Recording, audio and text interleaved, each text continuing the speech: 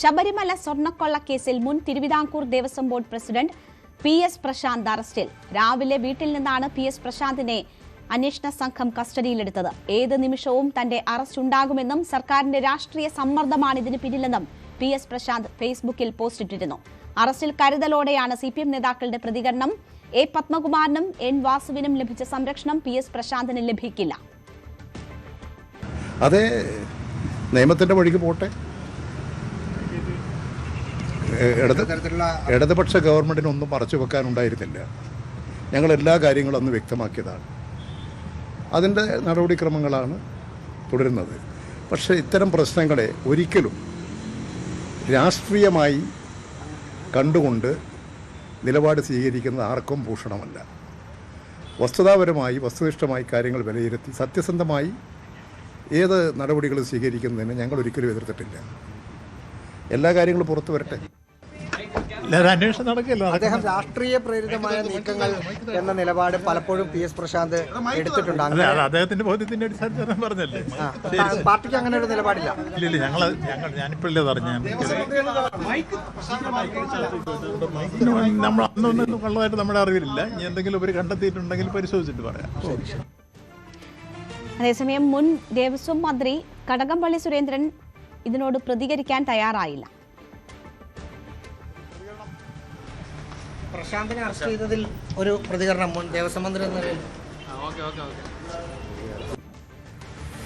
കേസിൽ സർക്കാർ ഇടപെട്ടിട്ടില്ല എന്നതാണ് മന്ത്രി K മുരളീധരന്റെ പ്രതികരണം.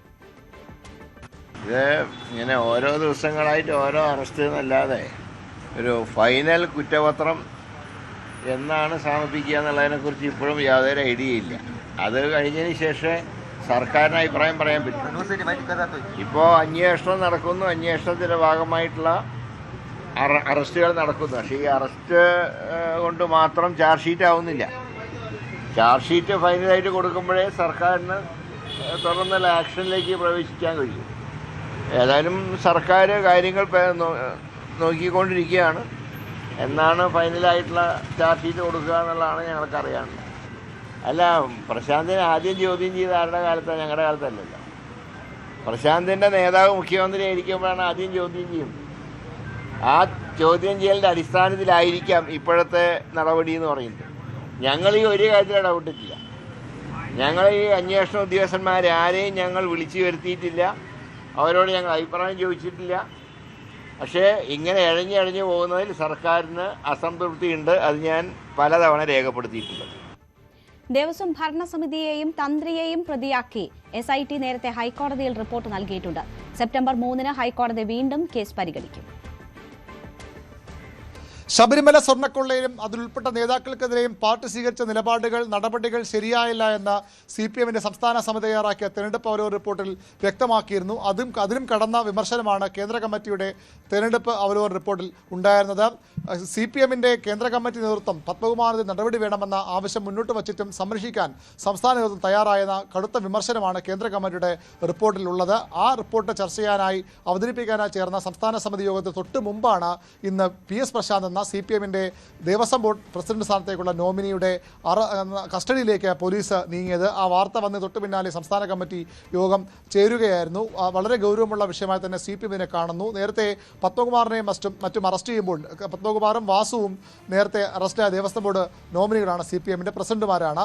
ആ രണ്ടുപേർ അറസ്റ്റായപ്പോൾ സ്വീകരിച്ച നിലപാട് അല്ല CPM പ്രശാന്തിൻ്റെ കാലത്ത് സ്വീകരിക്കുന്ന സൂചനയാണ് തുടക്കത്തിൽ തന്നെ വന്നത്. ആദ്യ പ്രതികരണം നടത്തി EP ജയരാജൻ ഇത് രാഷ്ട്രീയ പ്രേരിതമെന്ന് മാത്രം പറഞ്ഞ് പാർട്ടി കൈകഴുകില്ല എന്നൊരു സൂചനയാണ് നൽകിയത്.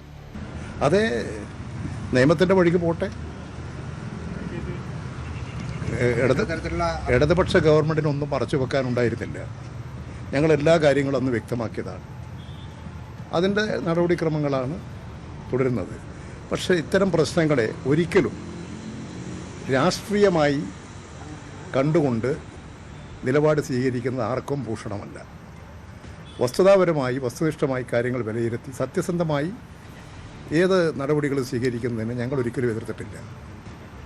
എല്ലാ കാര്യങ്ങളും പുറത്തു വരട്ടെ. കഴിഞ്ഞ സർക്കാരിൻ്റെ കാലത്ത് SIT നീക്കങ്ങളെ പലതും രാഷ്ട്രീയ പ്രേരിതമെന്ന് വിലയിരുത്തിയ CPM നേതൃത്വം ഇപ്പോൾ അങ്ങനെയല്ല, ഇതിനപ്പുറത്തേക്കുള്ള കാര്യങ്ങൾ കൂടി പുറത്തു വരണം, തെറ്റ് ചെയ്തവർ ശിക്ഷിക്കപ്പെട്ടെന്ന കടുത്ത നിലപാട് തന്നെ മാറുന്നു എന്ന സൂചനകളാണ് പുറത്തു വരുന്നത്. മുൻ മന്ത്രി VN വാസവന്റെ പ്രതികരണവും രാഷ്ട്രീയ പ്രേരിതമെന്നത് പ്രശാന്തിന്റെ ബോധ്യമായിരിക്കുമെന്ന മറുപടിയിൽ ഒതുങ്ങി. അന്വേഷണം നടക്കില്ല. അദ്ദേഹം രാഷ്ട്രീയ പ്രേരിതമായ നീക്കങ്ങൾ എന്ന നിലപാട് പലപ്പോഴും PS പ്രശാന്ത് എടുത്തിട്ടുണ്ട്. അദ്ദേഹത്തിന്റെ ബോധ്യത്തിന്റെ അടിസ്ഥാനത്തിൽ പറഞ്ഞല്ലേ. പാർട്ടിക്ക് അങ്ങനെ ഒരു നിലപാടില്ല. ഇല്ല, ഞാനിപ്പോഴല്ലേ പറഞ്ഞു. നമ്മൾ അന്നൊന്നും കള്ളതായിട്ട് നമ്മുടെ അറിവിലില്ല. ഇനി എന്തെങ്കിലും അവർ കണ്ടെത്തിയിട്ടുണ്ടെങ്കിൽ പരിശോധിച്ചിട്ട് പറയാം.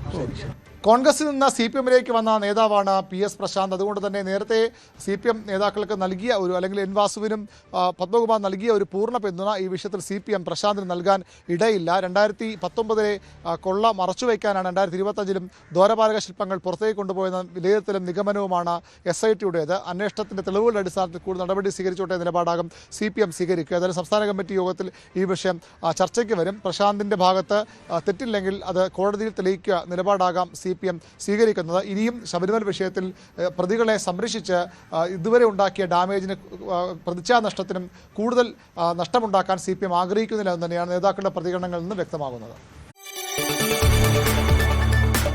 കൂടുതൽ വാർത്തകൾക്ക് News 18 Keralam YouTube channel subscribe ചെയ്യുക.